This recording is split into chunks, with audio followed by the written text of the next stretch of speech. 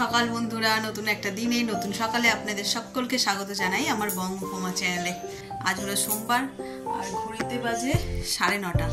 আর আমি আজকে রান্নাঘরে নেই, তার কারণ হচ্ছে যেহেতু কাল সানডে ছিল তো প্রচুর খাবার বেঁচে গেছে, সেই জন্য আজকে তেমন কিছু রান্না নয়, শুধু ভাত ডাল আর আলু ভাতে রান্না হয়েছে, বাকি যা রয়েছে সেইগুলো দিয়ে চলে যাবে। সেই জন্য আর রান্নাঘরে যাইনি, সকাল সকাল উঠে ভাত ডাল আলু ভাতেটা করে রেডি করে নিয়েছি। তো এই হলো ব্যাপার। আর তাছাড়াও আজকে হচ্ছে কার্তিক পুজো, বেশ মজার একটা দিন। যাদের যাদের বাড়িতে কার্তিক ঠাকুর ফেলেছে তো তাদের বাড়িতে তো আজকে উৎসব, মহা উৎসব বললেই চলে। তো তারা তো সেইভাবে দিনটাকে কাটাবে। আর আজকে সপ্তাহের প্রথম দিন, তো বাড়ি একদম ফাঁকা, সবাই যে যার মতন কাজে চলে যাবে, শুধু থাকবো আমি আর মা, আর ছেলেও মনে হয় কোচিং টোচিং বেরোবে, এরকম ব্যাপার। তো যাদের বাড়িতে অনুষ্ঠান হচ্ছে কার্তিক পুজো উপলক্ষে তাদের বাড়িতে তো একদম রমরমা, কিন্তু আমাদের বাড়ি আজ ফাঁকা।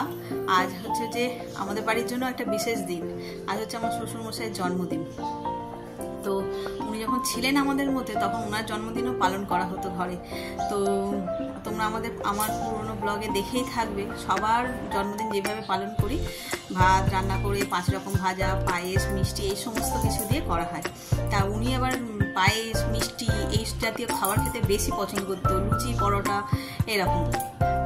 তো উনি নেই ঠিক কথা, তবে আমরা কি করি, ওই ওনার জন্মদিন, মৃত্যুদিন, তারপরে বিশেষ বিশেষ দিনগুলো যেগুলোতে আমরা আনন্দ করি, সেই সমস্ত দিনগুলোতে ওনাদেরও একটুখানি ফুলমালা দিয়ে মিষ্টি দিয়ে ওনাদেরও সমর্পণ করি ওনাদের জন্য। তো আজকেও ঠিক তাই।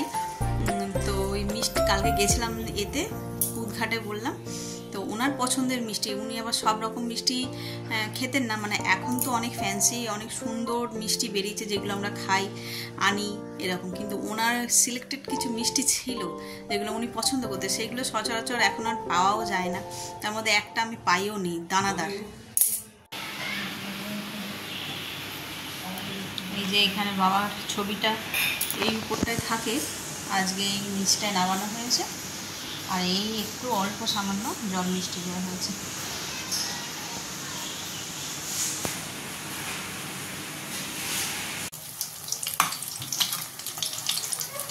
কালকে তোপসে ফ্রাইগুলো আবার একটুখানি ডিপ ফ্রাই করছি, কালকে তো সব হাফ ফ্রাই করে রেখে দিয়েছিলাম। ওই 3টে রয়েছে এখানে, দেখো এতগুলো, অথচ খাবার লোক কেউ নেই, আমি মা আর ভাই খাবে, খেয়ে কাজে যাবে, তাও এতগুলো রয়েছে। এখনো তো মাছ আর মাংস বের করিনি, ভেটকি মাছের তরকারি আর মাংস সেটা বের করিনি, সেটা ইচ্ছাও করছে না যে খাবো। আজকে সব ডাল আলু ভাত আর এইটা ভাজাটা গরম গরম, তাই এটা বের করেছি। তো চলো এখন এই যে কাজ বলতে দিদি এইগুলোকে সব মেজে দিয়ে গেল, এগুলোকে আগে সব জলটা ঝরে এসছে প্রায়, তো এবার এগুলোকে সব যে যার জায়গায় সব ঢুকিয়ে রাখবো। আর দেখি আজকে কেমন একটা মেঘলা মেঘলা মতন করছে, কাচাকুচি করার কিছু নেই, অনেক কাপড় কেচে কেচে কেচে কেচে আলমারিতে রাখা রয়েছে সেই পুজো থেকে। তো ভাবছি ওইগুলোকে একটুখানি সাইড করে আলাদা করে রাখবো, যাতে হাতের সামনে থাকে, চট করে নিয়ে এই পালিশের দোকানে দিতে পারি। আর দেখবো কি কি কাঁচা হয়নি সেইগুলোকে বের করে দেখি, আজকে আবার ট্রাই করবো, যদি হয় তো ওগুলো কেচে নেব। আর এদিকে আমার এটাও ভাজা হয়ে গেছে, 1 পিঠ, আর 1 পিঠ ভাজতেই হয়ে যাবে।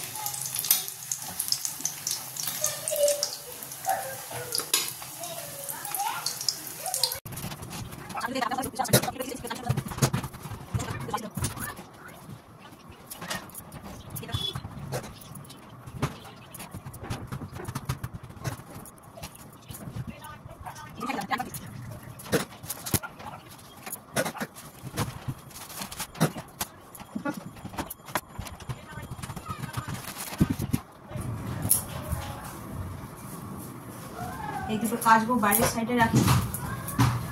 আর যখনই আলমারি গোছাতে যাই, দুটো শাড়ি গোছাবার নাম করে সব দেখো ওলট পালট হয়ে যায়, এগুলোকে আবার সব ঠিকঠাক করতে হয়।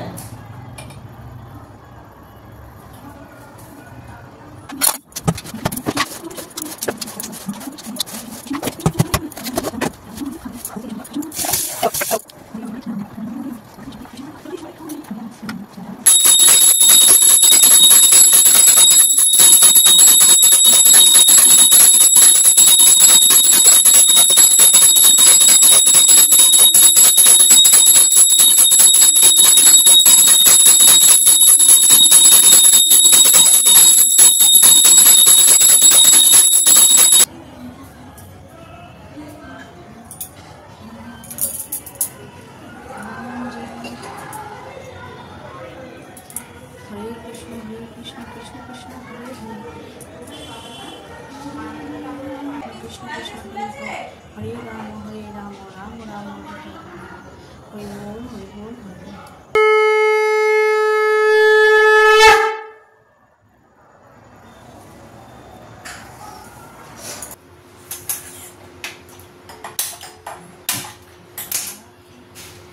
Good evening.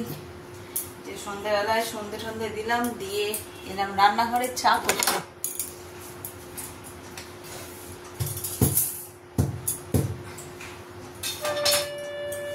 সন্ধ্যাবেলায়